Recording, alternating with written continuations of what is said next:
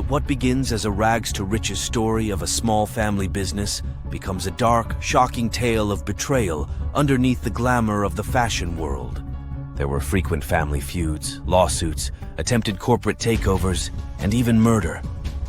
This simple store selling leather goods would be the very humble beginnings of the company we know today as Gucci. They convinced their father to open up a second shop in Rome. This marked the beginning of the family's legal drama.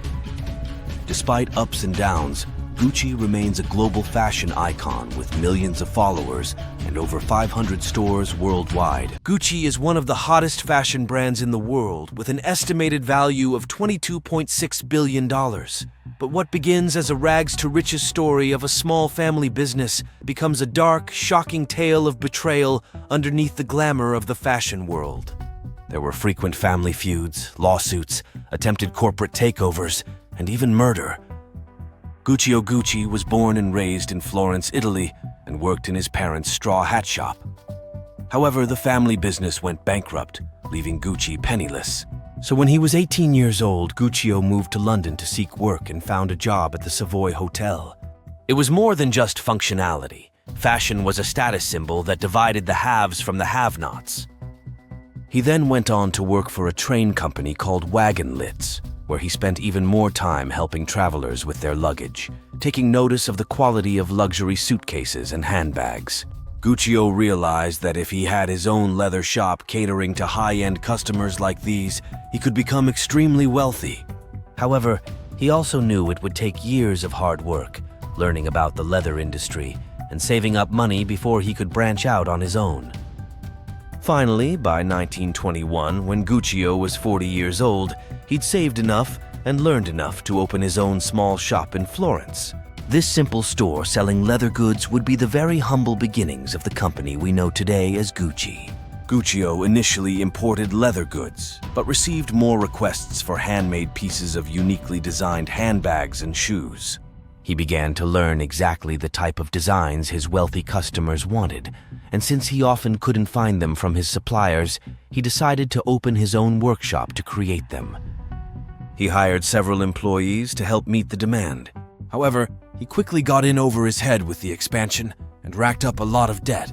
As he got older, he counted on his three sons, Aldo, Rodolfo, and Vasco, to help him run the business and fully expected them to take over someday.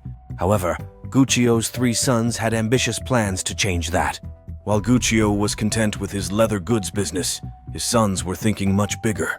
They convinced their father to open up a second shop in Rome, initially reluctant due to the risk, but it became extremely popular during World War II as soldiers bought gifts for their loved ones. By the 1950s, Gucci made enough profit to open a third store in Milan. In 1953, Aldo, Rodolfo, and Vasco flew to New York City to find a location for their first American store. Just 2 weeks after opening the New York store, Guccio passed away from a heart attack, leaving the company to his three sons, but excluding his daughter Grimalda from his will. Grimalda tried to fight her brothers in court but lost, despite her husband's past loan keeping the company afloat. This marked the beginning of the family's legal drama. Expanding to the United States turned out to be exactly what Gucci needed, becoming the first luxury Italian brand in New York City and gaining popularity among Hollywood celebrities.